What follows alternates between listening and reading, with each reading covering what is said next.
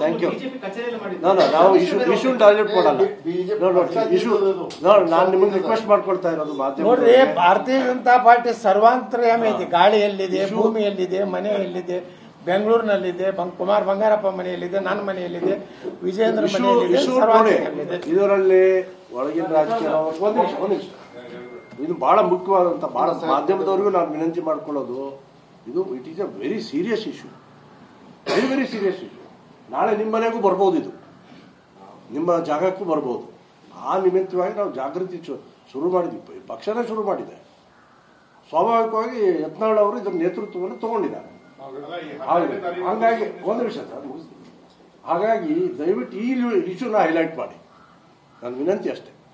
ಇನ್ನೇನು ನೋಡಿ, ಎಲ್ಲರೂ ಬರ್ತಾರೆ ಸರ್, ಹೇಳಲಿಲ್ವಾ?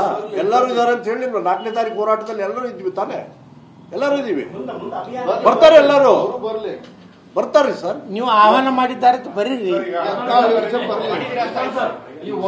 ನೀವು ಮಾಧ್ಯಮದವರು ಒಂದು ಆಹ್ವಾನ ಕೊಡ್ತಾರೆ, ಇಂಥ ಒಳ್ಳೆ ಹೋರಾಟದಲ್ಲಿ ಭಾಗವಹಿಸಿ.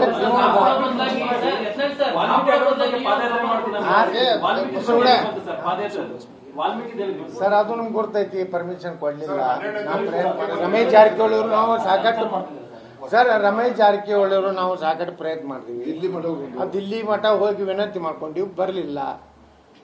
ಏನು ಯಾವ ಕಾರಣಗಳಿಂದ ಬರಲಿಲ್ಲ ಇವು ಎಲ್ಲ ಗೊತ್ತಿಲ್ಲ. ಈ ಉಪಚುನಾವಣೆ ಅವು ಏನೋ ಬಂದಿರ್ಬೋದು. ಆದರೆ ನಾವು ಹಿಂಗೆ ಎಲ್ಲ ಇಶ್ಯೂಗಳನ್ನ ಬಿಟ್ಕೊತ ಹೋದ್ರೆ ನಾಳೆ ಜನರಿಗೆ ನಾವು ಹೇಳ್ಬೇಕಾದ್ರೆ ನಾವು ಜನಪ್ರತಿನಿಧಿ ಇದೀವಿ, ನಾವು ಒಂದು ಪಕ್ಷದ ಕಾರ್ಯಕರ್ತರು ಇದೀವಿ. ಜನ ಕೇಳ್ತಾರೆ, ಏನು ಕತ್ತಿ ಕಾಲ ಹಾಕತ್ತಿದ್ರೆ ಅನ್ಬ ಒಕ್ಕಪ್ಪದಿಟ್ಟು ಆದಾಗತ್ತೇಳಿ. ಇವತ್ತು ನಾವು ಬಿಜಾಪುರನಾಗ ಬರೀ ಪರ್ಮಿಷನ್ ಕೇಳ್ಕೊತ ಕೂತಿದ್ರೆ, ರಾಜ್ಯಾಧ್ಯಕ್ಷರು ಕೇಳ್ಕೊತ ಕೂತ್ರೆ ಆಗ್ತಿತ್ತೇನ್ರಿ? ನಾವು ಅನೌನ್ಸ್ ಮಾಡಿದ ತಕ್ಷಣ ಕೇಂದ್ರದವ್ರು ಸ್ಪಂದನೆ ಮಾಡಿದ್ರು. ಶೋಭಾ ಕರಂದ್ಲಾಜೆ ಅವರು ಬಂದರು ಬಿಜಾಪುರಕ್ಕೆ. ಒಬ್ಬ ಕೇಂದ್ರ ಮಂತ್ರಿಗಳು ವಿದೌಟ್ ಪರ್ಮಿಷನ್ ಬರ್ತಾರೇನ್ರಿ? ಅಂದ್ರೆ ಇದು ನೀವು ತಿಳ್ಕೊಂಡ್ಬಿಡ್ರಿ, ಕೇಂದ್ರ ಬಿಜೆಪಿ ನಮ್ಮ ಎಲ್ಲ ಹೋರಾಟಗಳಿಗೆ ಬೆಂಬಲವಾಗಿ ಗಟ್ಟಿಯಾಗಿ ನಿಂತಿದೆ. ಅದ್ರಾಗ ಅದೊಂದು ಭಾಗ. ಧನ್ಯವಾದಗಳು.